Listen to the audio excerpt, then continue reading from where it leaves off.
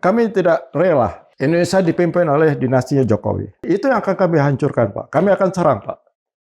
Akan apa, Pak? Kami serang, kami hancurkan. Pak Jokowi menggunakan dokumen yang tidak sah. Ijazah yang disampaikan dari Solo, Jakarta, DKI, dan Jakarta Presiden sama ijazahnya. Dan sama orangnya, yang bukan Jokowi.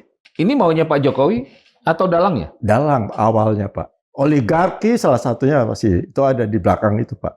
Yakin saya, Pak. Karena itu yang kami akan hancurkan oligarki. Bertemu dengan Pak Presiden?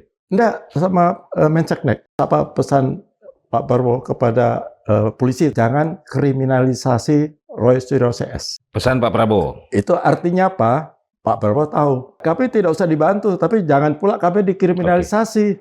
Awalnya kita betul-betul muji Jokowi, Pak. Betul, saya juga sama, Pak. Laksamana aja tertipu ya, Pak? Itu dia. Apalagi kita ya.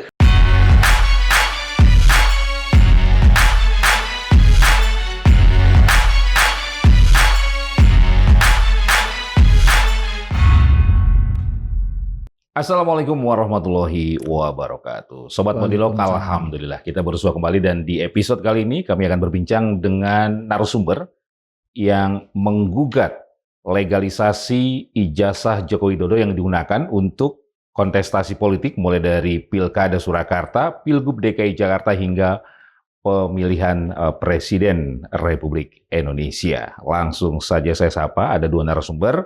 Yang pertama adalah Laksamana pertama TNI Purnawirawan Muriono Aladin dan kuasa hukum beliau yakni Pak Hans Karyose. Pak Mur, terima kasih sudah hadir. Terima kasih. Pak Hans, terima kasih sudah hadir. Terima kasih udah diundang juga, Pak. Siap. Terima kasih. Pak Mur, apa yang menjadi dasar gugatan Pak Mur dan kawan-kawan terhadap legalisasi ijazah Pak Jokowi ini?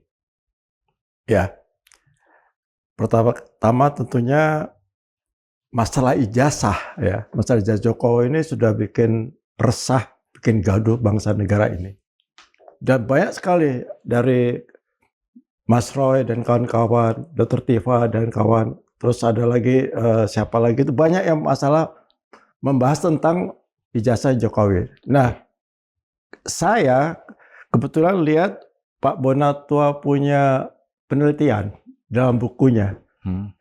Judulnya Jokowi tidak punya ijazah. Itu yang bikin saya bangkit. Saya punya, kan udah lama banget nih Jokowi bikin gaduh. Rakyat kita terpecah belah gara-gara dia. Oke. Kan kebangetan tuh. Nah, inilah kesempatan kita ingin membuktikan. Katanya kalau di pengadilan saya akan tunjukkan ijazah saya. Kita akan kejar sampai ujung supaya Jokowi menunjukkan ijazahnya. Mau palsu, mau asli kita lihat nanti kan. Nah, oleh karena itulah setelah melihat bukunya Pak Bonatua, kebetulan Pak Bonatua juga kami diskusikan tentang masalah ijazah. Oh, ini ada hal yang perlu kita luruskan. Di mana Pak Bonatua mendapatkan fotokopi dari ijazah Jokowi ketika mendaftarkan tahun 2005, 2010 sebagai wali kota Solo, kemudian 2012 sebagai gubernur DKI, dan 2014-2019 pada waktu mencalonkan diri sebagai presiden. Ijazahnya sama. Yang dilihat Pak Bonatua adalah di dalam ijazah, legalisasi ijazah itu tidak ada tanggal, bulan, dan tahun. Oleh karena itulah ini peluang bagi kita. Ini ada hal pelanggaran karena di dalam Permen ya, Permendik ya, Permendik nomor 59 ya tahun 2008 di pasal 5 menyatakan kalau melegalisasi ijazah atau apapun yang setara itu harus lengkap. Macam-macam, ada berapa item, termasuk antara lain adalah ada tanggal, bulan, dan tahun. Ini nggak ada. Dan itu kok mirip, semuanya dipakai ijazah untuk daftar dari wali kota dari tahun 2005 sampai 2014 dan 2019 ke presiden, sama. Itu tidak ada tanggal, bulan, dan tahun. Itu udah menyalahi aturan. Nah, itu pelanggaran itu. Disitulah saya mengajak Pak Bonatua, yuk kita gugat yuk. Kemudian kami ajak Pak Hans Karyose, Terus ada lagi Pak Komardin. Nah ini Pak Komardin sebagai leader kami nih di dalam kami menuntut KPU, Bawaslu, kemudian UGM. Ajak Pak Komardin dan kami ajak lagi satu lagi aja ada 3 kuasa hukum kami adalah Pak Joni. Oke. Itu kami ajak. Nah, mungkin sekalian saya sampaikan siapa yang kami tuntut? Yang kami tuntut adalah KPU. KPU dari Solo, KPU dari DKI, KPU dari pusat. KPU RI. KPU RI. Kemudian Bawaslu. Bawaslu juga. Bawaslu dari Bawaslu Solo, Bawaslu DKI, dan Bawaslu pusat. Dan kemudian UGM siapa? UGM adalah dekan, mantan dekan. Profesor, doktor, insinyur Naim. Dan satu lagi Profesor, doktor, insinyur Budiadi. Yang menandatangani. Fotokopi ijazah yang dilegalisir itu. Legalisasi itu. Kemudian sama rektor UGM. Karena dia harus bertanggung jawab dong, itu anak buahnya kok melakukan kesalahan. Oke. Nah sekarang gini, kenapa KPU salah? Kami tuntut, kami gugat. Karena apa? Kok bisa lolos? Mesti kan KPU sebagai lembaga tertinggi di dalam pelaksanaan pemilihan umum harus peka dong dan harus melihat aturan main di dalam legalisasi ijazah atau apapun. Legalisasi kan harus tahu hal-hal apa yang harus ada di dalam legalisasi. Kan terang benderang tidak ada tanggal, bulan, dan tahun. Maksudnya, oh ini nggak bisa cacat dong, nggak bisa diteruskan. Oke. Nah ini ternyata bisa kan dari Solo sampai ke Presiden. Nah kemudian Bawaslu apa salahnya? Loh, kenapa si KPU salah kok dia sebagai pengawas ya tidak peka juga kok sampai lolos? Kok sampai lolos bisa jadi persyaratan dan terpenuhi persyaratan dari Solo, Jakarta ya sampai ke Presiden. Nah kalau UGM jelas itulah awalnya dari produknya UGM lah yang bikin jadi permasalahan kedua belah pihak itu ke KPU maupun ke Bawaslu. Itu yang kami tuntut.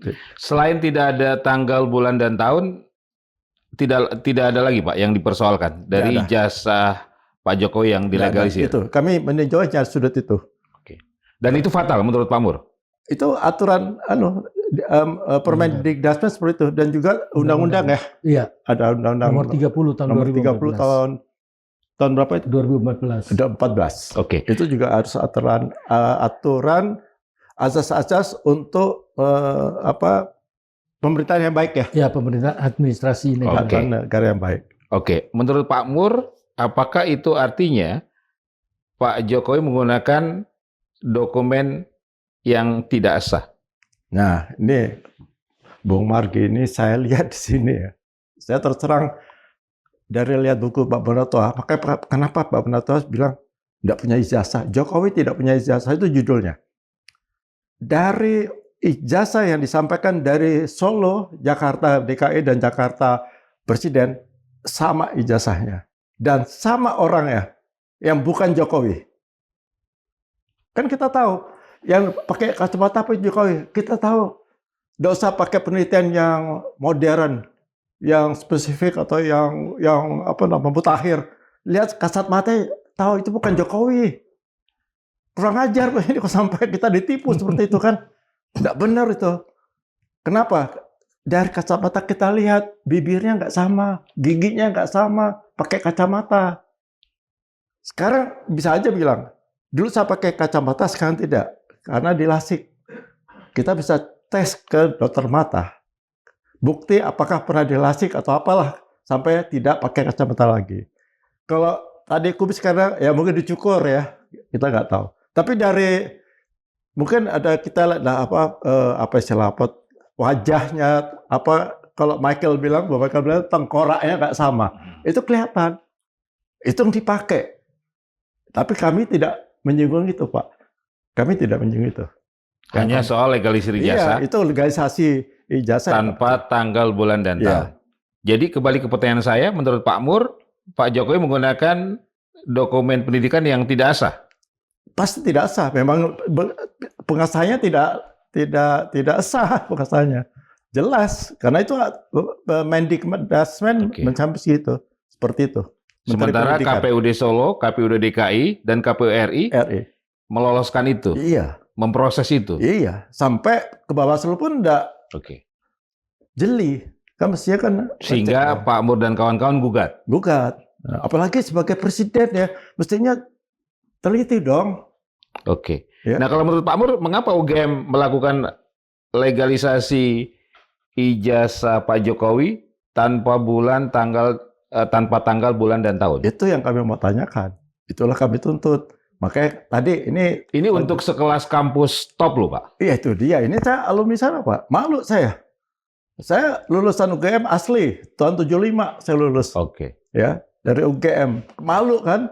Malu saya lulus UGM kok merendahkan diri seperti itu kan. Sebagai keagama. Iya, sebagai kan ya sebagai satu alumni ya, alma mater saya kok seperti itu, tentunya kan ada rasa rasa mangkel gitu. Kalau alumni yang lain yang dilegalisir ada tanggal, bulan, dan tahunnya, Pak ya?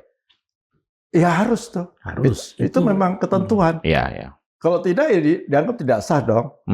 Itu Oke. udah ketentuan. Baik, terima kasih Pak Mur. Saya ke Pak Han Karyose. Siap. Pak, secara hukum apa yang memberatkan sehingga perlu dilaporkan ini? Ya, Atau jadi gini digugat? ya, saya cerita dulu ya, mulai bagaimana sampai saya menjadi kuasa hukum beliau. Jadi saya ini tadinya kan sebagai penonton aja, Pak. Memang dalam situ kita udah punya suatu pandangan-pandangan terhadap Pak Jokowi dalam pencalonannya. Nah, setelah itu saya waktu ditelepon oleh teman-teman untuk minta jadi kuasa hukumnya, saya tanya dulu, Pak, apa bukti-buktinya nih? Saya lihat dulu. Nah, mereka tunjukin itu ada putusan dari KIP, ada fotokopi ijazah yang dilegalisir, tapi tidak ada tanggal. Nah, kita cari dulu dasar hukumnya apa nih, gitu. Nah, kami dari kuasa hukum ini kan ya harus membantu ya. Mereka yang minta bantuan hukum kepada kami itu wajib kita harus bantu. Akhirnya saya berdiskusi dan pada akhirnya saya setuju. Karena kita dari dulu kan sudah mulai curiga ya. Curiga. Terus terang, dari dulu kita ini pendukung Jokowi, Pak. Pendukung fanatik, Pak. Nah, tapi dengan adanya suatu perkembangan itu, kita mulai curiga nih. Ada apa? Dan kebetulan saya orang hukum, dan saya diminta untuk membuktikan itu, saya terpanggil, Pak. Oke, kalau gitu saya bantu. Nah, karena apa? Karena saya lihat ini bukti-buktinya kuat sekali, Pak. Nah, yang digugat itu adalah KPU Solo atau Surakarta, KPU DKI, dan KPU Pusat, Pak. Kemudian Bawaslu Solo, DKI, Pusat. Kemudian UGM, mulai dari dekannya, 2 dekan, kemudian rektornya. Nah, kita setelah diskusi panjang lebar, akhirnya kita masuk ke dalam gugatan. Gugatan ini kita, kenapa saya bilang kuat, kita punya bukti, karena bukti-bukti ini yang kita dapat, bukan kita dapat dari orang-orang lain gitu, Pak. Dari tempat lain. Tapi dari mereka yang kita gugat, Pak. Misalnya KPU. Kita dapat itu dari KPU sendiri. Nah, sekarang kita gugat mereka. Nah, ini sudah nyata-nyata mereka menggunakan dokumen tersebut, Pak. Gitu. Nah, dokumen ini udah nyata-nyata tidak ada legalisasinya, udah dilegalisir tapi tidak ada tanggalnya. Itu memang melanggar undang-undang maupun melanggar peraturan Menteri Pendidikan. Nah, kita dari situ dulu, Pak, kita mulainya. Oke. Setelah kita bahas lagi, ternyata ada lagi kejanggalan. Prof. Naim itu sudah pensiun 2012, Pak. Tapi tanda tangan dia di legalisir ijazah itu masih dipakai tahun 2014 waktu Pak Jokowi pencalonannya menjadi Presiden RI. Nah, itu saya kira udah kesalahan fatal gitu. Jadi yang menandatangan orangnya sudah pensiun. Sudah pensiun. Nah, itu ternyata legalisir itu dipakai mulai dari Solo, DKI, Solo 2 periode loh. DKI, kemudian Presiden 2 periode. Semua gunakan itu, Pak. Gitu. Jadi ini bukti-bukti udah otentik. Dan kita punya keyakinan bahwa ini pasti dikabulkan oleh hakim. Oke. Tuntutannya apa, Pak Hans? Nah, kita tuntutan paling utama adalah mereka mengakui kesalahannya dan minta maaf. Mengakui kesalahan dan minta maaf. Mengakui kesalahan bahwa mereka sudah teledor menggunakan fotokopi ijazah yang dilegalisir namun tidak ada tanggalnya, Pak. Nah, mereka mengakui bahwa mereka telah melanggar peraturan Menteri Pendidikan nomor 59 tahun 2008 maupun Undang-Undang nomor 30 tahun 2014. Nah, di situ yang kita tuntut. Nah, soal ada embel-embel ganti kerugian segala macam itu sebenarnya nanti aja kita nggak terlalu fokus ke situ, Pak.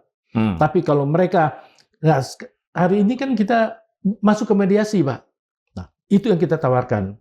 Dan kita gugah hati mereka supaya mereka ini menyadari itu. Bahwa mereka pasti tahu ya, karena itu mereka sudah menggunakan itu. Tinggal kemauan mereka. Mau nggak kita mengakui itu? Oke. Sebatas itu, Pak? Sebatas itu, Pak. Kita tidak masuk ke, jadi gini, Pak. Kita orang hukum ini, kita nggak masuk ke politik, Pak. Ya, kita cuma mau buktikan di masalah hukumnya, Pak. Kita buktikan bahwa itu ada kesalahan pada KPU, Bawaslu maupun dari UGM. Oke. Gitu. Mengakui kesalahan dan menyampaikan permintaan maaf. Permintaan maaf. Tidak ada konsekuensi hukumnya terhadap pihak-pihak yang digugat? Nah, gini, Pak. Kalau di dalam mediasi ini mereka mengakui dan meminta maaf, kita anggap selesai, Pak. Kita tutup sampai di situ aja. Tapi kalau ini mereka ngeyel dan mereka tetap ngelawan sampai ada putusan hakim, putusan pengadilan yang menyatakan mereka salah, nah ini kita akan masuk ke masalah pidana. Itu pidana berat, Pak. Mereka sudah melakukan suatu dokumen yang tidak sah. Tidak sah. Tidak sah. Kita tidak masuk ke pencalonan tidak sah atau itu kita belum masuk ke situ, Pak. Tapi mereka yang menggunakan itu, Pak. Oke. Pak, kalaupun mereka nanti sampai pada putusan yang atau pada sampai sesuai dengan yang digugat kan, Pak ya? Mengakui perbuatannya dan minta maaf. Artinya mereka mengakui melakukan pelanggaran berat dong, Pak? Betul. Mereka mengakui itu, tapi di sini kan terjadi perdamaian, Pak. Kalau di dalam mediasi. Artinya kita sama-sama mengakui, yang namanya kita orang timur, kalau sudah minta maaf kan kita maafin, Pak. Apalagi kita orang beragama, Pak. Kita maafin. Kita tidak masuk ke wilayah pidana, Pak. Oke. Gitu. Tapi kan ini digunakan untuk proses kontestasi memilih pemimpin loh, Pak. Artinya kan ada konsekuensi juga dong terhadap rakyat. Betul. Nah itu terserah ya. Jadi misalnya ada orang lain mau masuk ke situ ya kami tidak bisa larang ya.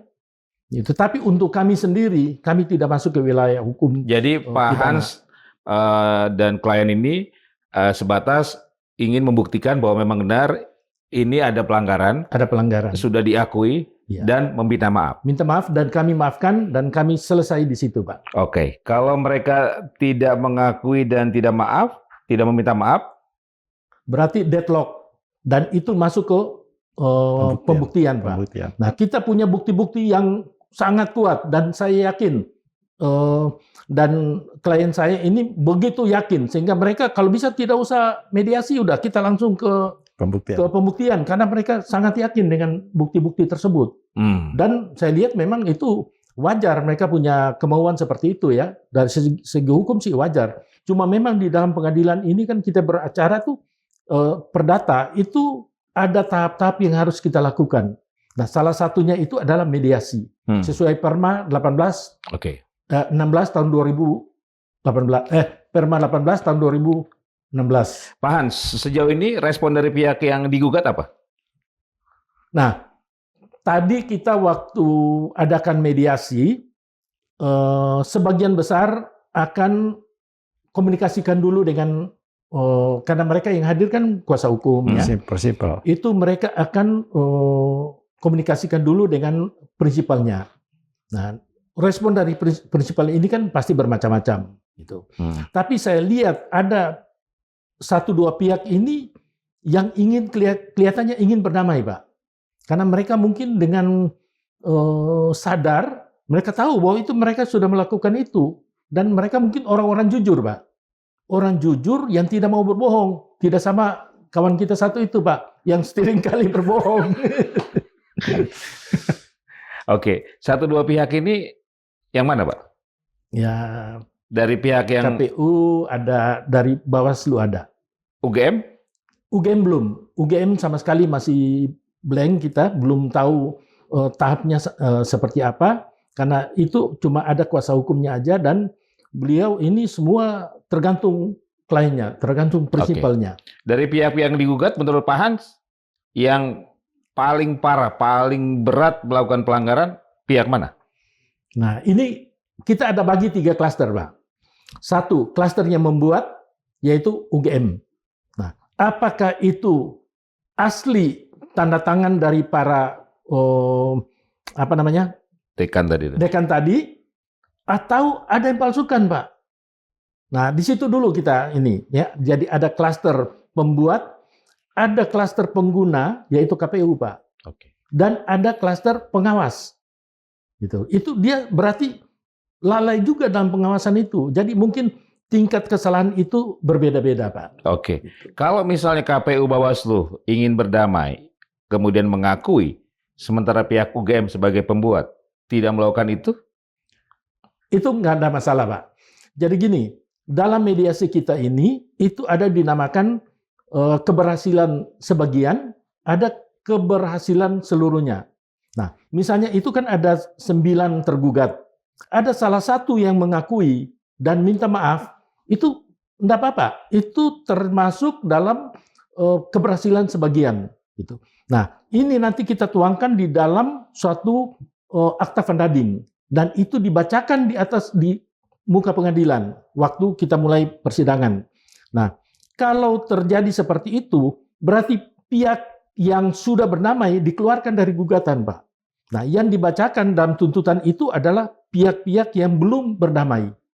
Gitu. Jadi bisa terjadi perdamaian sebagian atau bisa keseluruhan, Pak. Oke. Nah, Pak Hans, dalam konteks hukum, Pak ya, dengan bukti-bukti yang tadi sudah Pak Hans jabarkan, Pak Hans melihat ini terjadi karena keteledoran atau karena kesengajaan? Nah, kalau saya lihat ya, ini kita kuncinya sebenarnya di UGM. Nah, UGM ini dulu dia yang buat atau ada pemalsuan dulu. Nah, 1 di situ. Kedua, sebagai pengguna, ini kalau saya lihat ada suatu kesengajaan di situ. Dari KPU. Mereka di situ harusnya udah tahu bahwa di situ ada yang kurang. Tidak ada tanggal pengesahan sertifikat tersebut, tanggal legalisasi. Tapi kenapa mereka gunakan itu? Gitu loh. Nah, di situ ada kesalahan di situ. Apakah itu ada suatu persengkokolan jahat atau tidak? Nah, itu perlu kita buktikan nanti. Oke. Mengapa gugatan tidak ditujukan ke Pak Jokowi? Kita mungkin belum sampai ke sana, Pak. Karena kan Pak Jokowi yang menggunakan itu kan, Pak? Betul, Pak. Betul. Nah, itu nanti mungkin tahapnya yang lain lagi, Pak. Berikutnya. Nah, mungkin kalau kita belum masuk ke sana, tapi ada kaitannya, Pak. Kalau misalnya ini saya cuma berandai-andai, saya akan seandainya ini dikabulkan oleh pengadilan, nah nanti kita lihat lagi nih, sampai di mana keabsahan pencalonan Pak Jokowi itu. Nah, tapi itu belum sampai ke situ. Kita belum berpikir ke situ. Kita fokus aja pada legalisasi ijazah tersebut tanpa tanggal. Itu aja yang kita fokus. Pak, kalau misalnya KPU sebagai penyelenggara pemilu mengakui kesalahannya dan meminta maaf, itu tidak membatalkan proses yang sudah terjadi? Gini, proses yang sudah terjadi itu mulai dari Solo, Ya, Pilgub DKI sampai Pilpres. itu tidak bisa membatalkan ya. Kalau kita lihat dari segi hukum, tidak bisa membatalkan karena apa? Karena itu sudah selesai. Misalnya, Bapak pinjam uang di bank nih, ya pakai sertifikat hak tanggungan. Mhm. Nah, kemudian sertifikat hak tanggungan itu sudah diroya karena sudah dilunasi. Nah, roya ini, sertifikat itu hak tanggungan, walaupun ada kesalahan, kita sudah tidak bisa batalkan, Pak.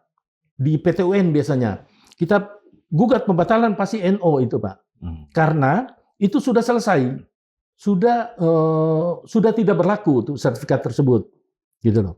Nah, kalau masih berkuasa atau masih menggunakan itu, nah kita bisa minta pembatalan. Tuh. Paling kita minta di pengadilan bahwa dulu pencalonan Pak Jokowi atau dia menjadi presiden itu tidak sah, gitu. Tidak sah, beda dengan membatalkan. Oh, hanya menyatakan. Menyatakan tidak sah. Nah, kemudian ada produk-produk beliau yang dia bikin kepres atau keputusan presiden soal pengangkatan seseorang atau sebagainya. Nah, itu bisa kita gugat kalau masih berlaku, Pak. Masih berjalan.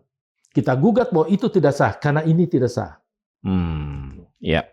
Oke, saya ke Pak Muriono lagi. Pak Muriono, apa target dari upaya Pak Muriono dan kawan-kawan dalam melakukan gugatan ini? Ngejar ijazah Jokowi. Kita akan buktikan ijazah Jokowi palsu apa tidak. Ini tadi saya pakai Pahan. Kan yang kasus ini yang kami gugat ini. Yang legalisir fotokopi ijazah ini. Tapi kemudian kami akan lanjut. Kami sebenarnya tujuannya sebenarnya bukan hanya itu. Itu kan hanya pentahapan aja. Ingin membuktikan bahwa banyak lubang-lubang yang itulah namanya kebohongan kan tidak selalu sempurna. Nah itu kebetulan kami lapor sama kuasa hukum kami Pak Has dan teman-teman.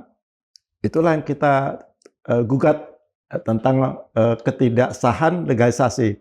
Nah kalau ini sudah dibuktikan dan disetujui oleh hakim nantinya, nah ini akan kami teruskan gugat bahwa yang digunakan Jokowi itu tidak sah, berarti pengangkatannya itu berarti tidak sah, ya kan? Karena pengangkatan tidak sah, semua produknya tidak sah. Jadi mana produk yang masih berlaku dianggap tidak sah. Itu lanjutan, tapi sudah ada di dalam benak kami ini, teman-teman ya, teman-teman sudah merencanakan seperti itu. Karena ingin buktikan ini raja pembohong, Pak.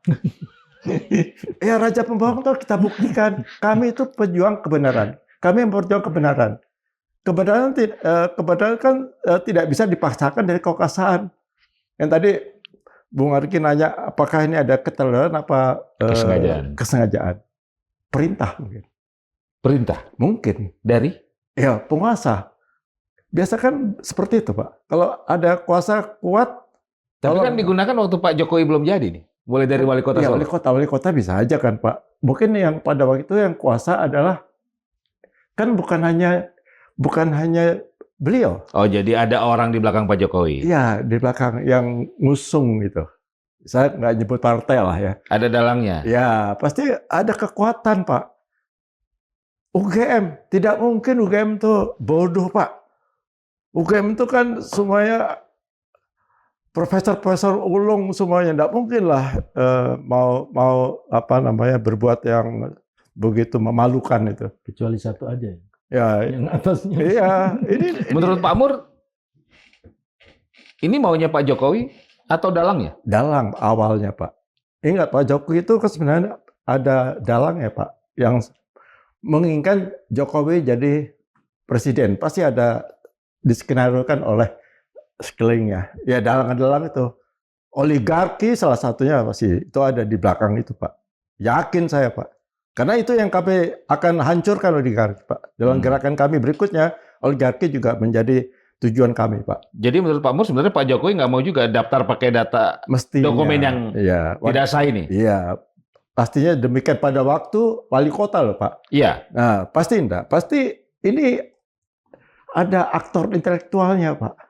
Dan aktor intelektualnya mungkin berbeda ketika di Solo ketika di DKI, ketika DKI presiden. Pasti berbeda. Tapi lingkungannya waktu itu sama. Artinya apa?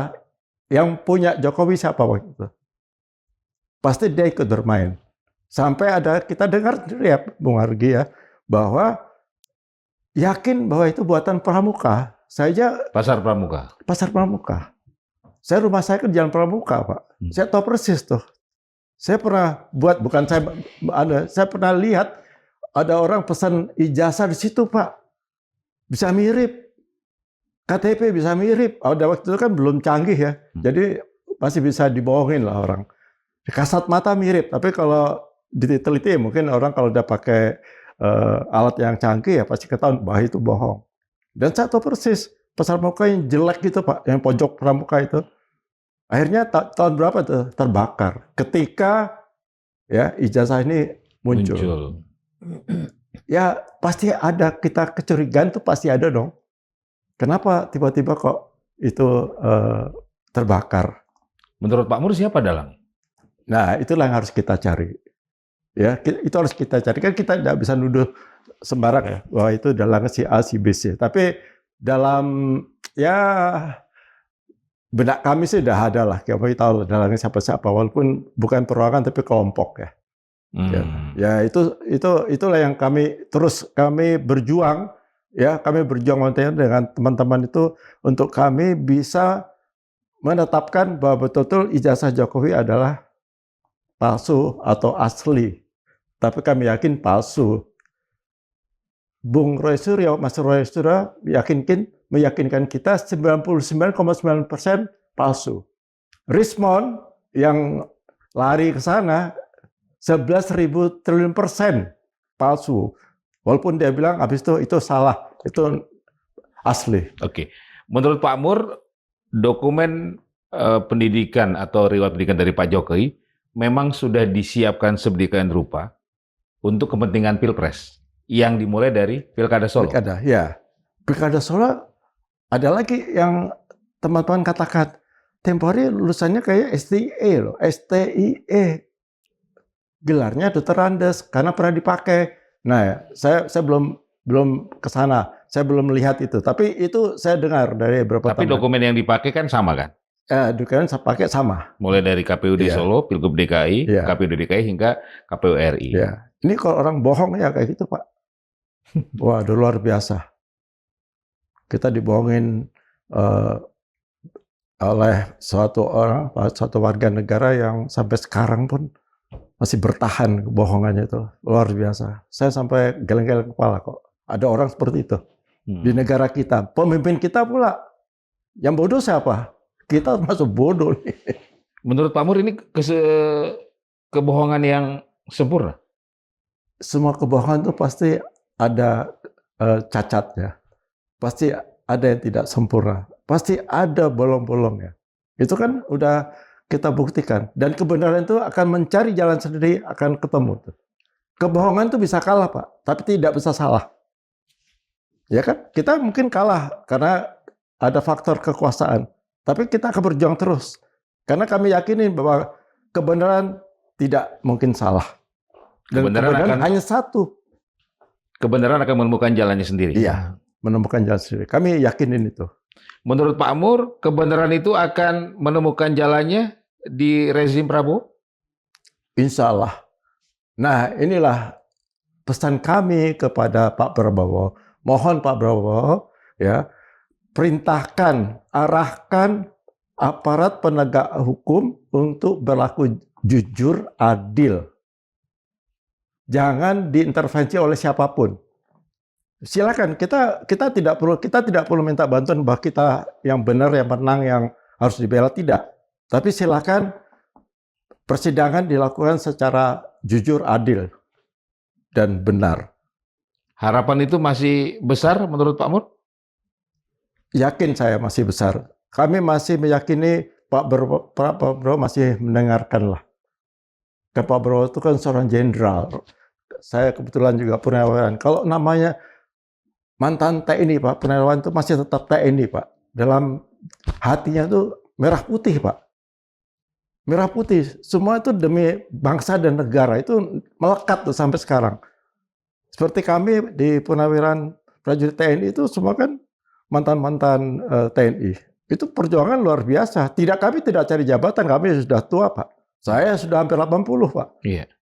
Nggak akan cari jabatan, tapi mencari kebenaran supaya kita bisa berikan kepada anak cucu kita itu, ini loh Indonesia sudah benar dan baik. Ini satu dekade hancur, Pak, negara kita. Oke. Bung Bobi merasakan kan, nggak ada bangga. Tadi kita seperti Pak Hans bilang, awalnya kita betul-betul muji Jokowi, Pak. Betul, saya juga sama, Pak. Saya terpikat banget sama seorang sosok yang sederhana, sosok yang pekerja, sosok yang pemikirannya jauh ke depan. Lama-lama kok berubah itu loh. Baru ketahuan, oh ternyata ini penyakit. Laksamana aja tertipu ya, Pak? Itu dia. Apalagi kita ya. Dan banyak loh, Pak, yang tertipu, Pak. 300 juta orang ya penduduk kita tertipu. Nah, inilah harapan saya kepada Presiden Prabowo. Tolong Pak Prabowo luruskan segera. Dan saya yakin, Pak, ini informasi yang bisa saya sampaikan kepada Madilog ya, kesempatan ini. Mungkin sudah ada yang menyampaikan. Ketika ada pertemuan kami ya, Purnawirawan dengan Menseknek, itu juga atas perintah Presiden untuk menemui kami.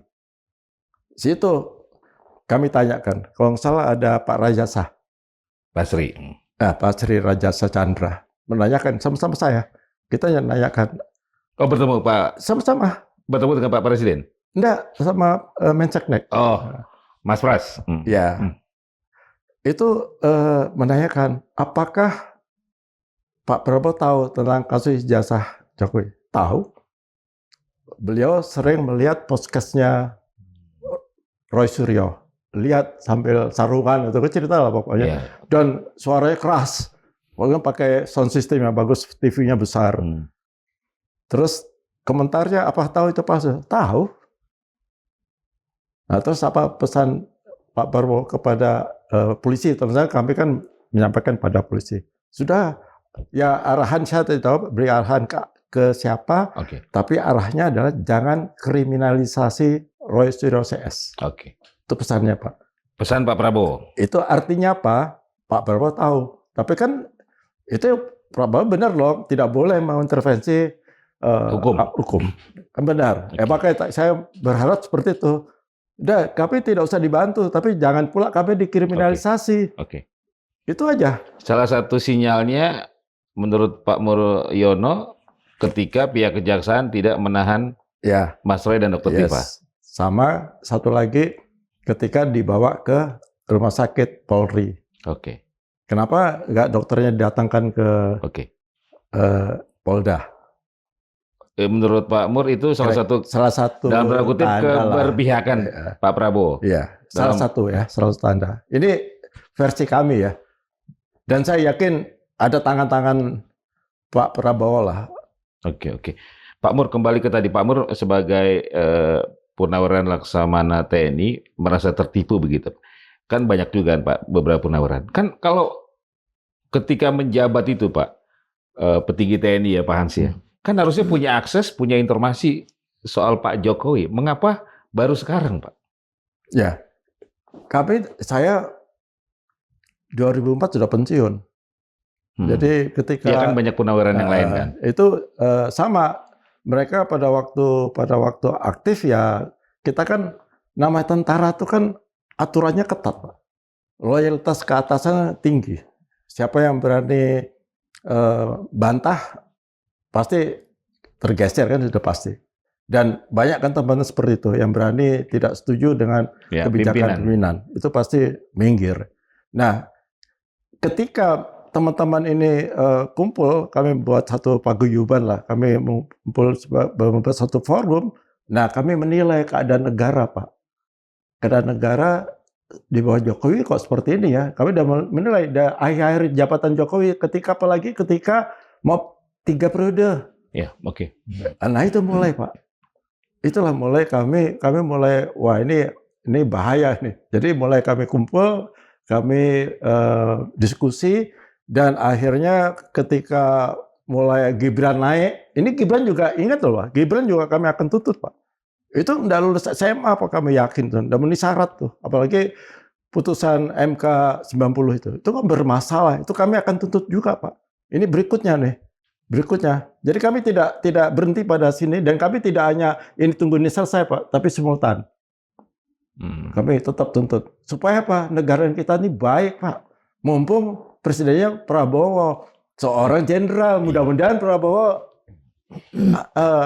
sabta margaisnya masih ada. Saya yakin masih ada. Tapi nyuwun sewu nih Pak Muryono ya. Sebenarnya Purnawirawan TNI ini ada masalah apa dengan keluarga Solo? Nah, kami bukan hanya Solo, Pak. Kami ini gengnya bukan hanya Solo, gengnya SOP, Pak.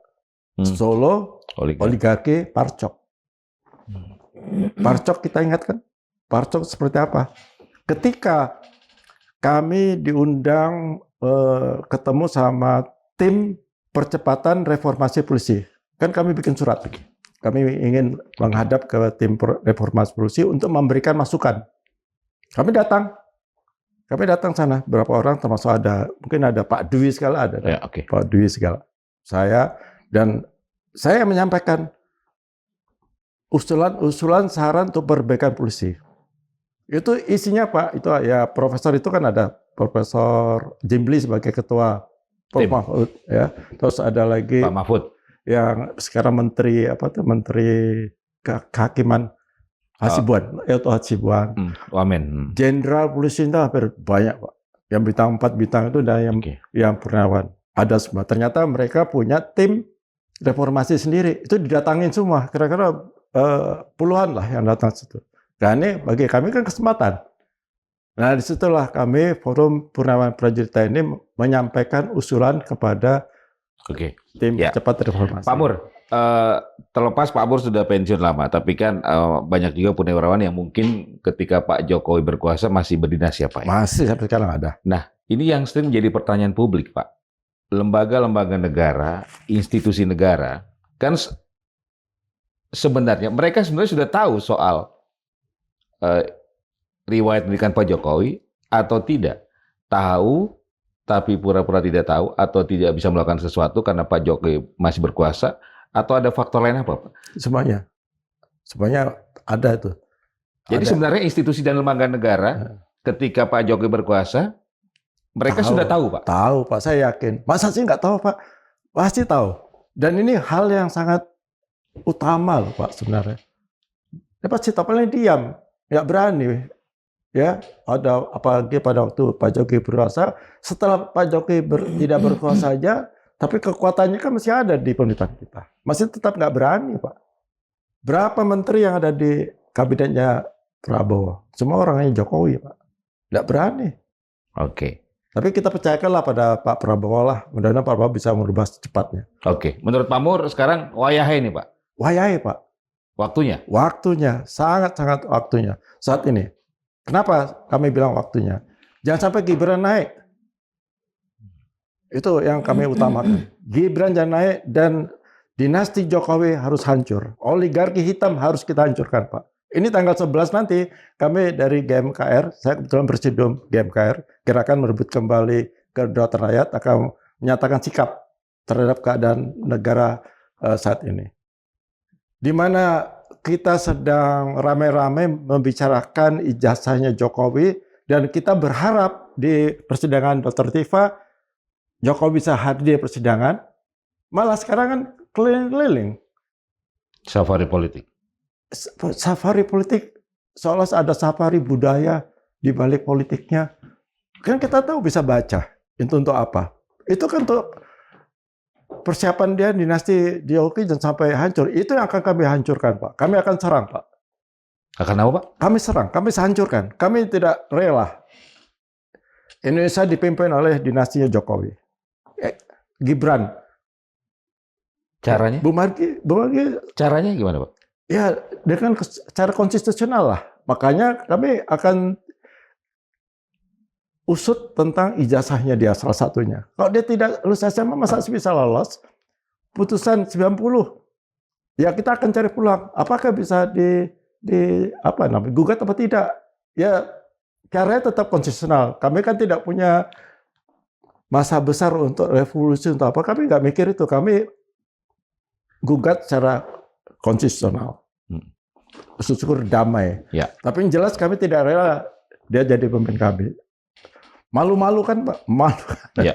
Oke, saya terakhir ke Pak Hans nih. Pak Hans, secara hukum apa yang menjadi pembelajaran bagi kita semua, Pak, agar apa yang terjadi di masa Pak Jokowi tidak terjadi lagi untuk pemimpin kita berikutnya? Baik. Nah, kita lihat ya, dalam masa, mungkin ini disebut politik, ya terserah ya, tapi saya sebagai rakyat, pertama saya menilai itu di saat Jokowi ini memimpin negeri ini, hukum kita hancur. Hancur lebur. Hukum hancur, Pak. Hukum hancur. Jadi segala macam persoalan hukum dibawa ke dalam kekuasaan. Jadi putusan hukum dicampur dengan putusan kekuasaan. Kita bisa lihat aja. Contoh yang paling nyata, Bambang Tri, ya. Kemudian Gus Nur, itu mirip-mirip dengan kasus Roy Suryo. Di mana sekarang orang bisa ditersangkakan dengan suatu bukti ijazah, tapi cuma fotokopi. Nah, orang bisa jadi tersangka dan dihukum segitu lamanya. Gitu loh. Ini karena apa? Karena hukum kekuasaan sudah campur aduk di dalamnya. Nah, selama pemerintahan Jokowi ini memang kita lihat hukum itu tidak berfungsi sama sekali. Ya, jadi kita berharap ya dalam pemerintahan Prabowo ini supaya hukum ini dikembalikan lagi. Ya. Kalau dulu misalnya pencalonan Gibran itu ada seluk-beluk ya, kayak timbulnya keputusan MK nomor 90 untuk meloloskan Gibran. Nah, ini tidak akan terjadi lagi gitu. Dengan apa caranya? Prabowo harus ambil alih masalah hukum. Dengan cara gimana? Tegakkan hukum seadil-adilnya. Ketua MK mungkin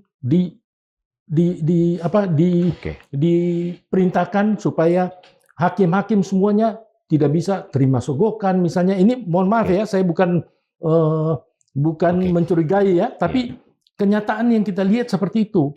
Kita berperkara di pengadilan coba.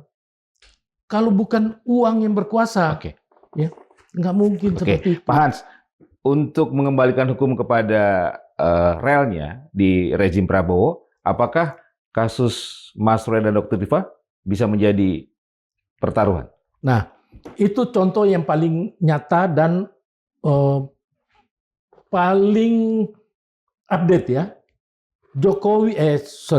Pak Prabowo kalau bisa ini hukum kali ini ya terhadap Tiva dan Roy Suryo ini benar-benar ditegakkan.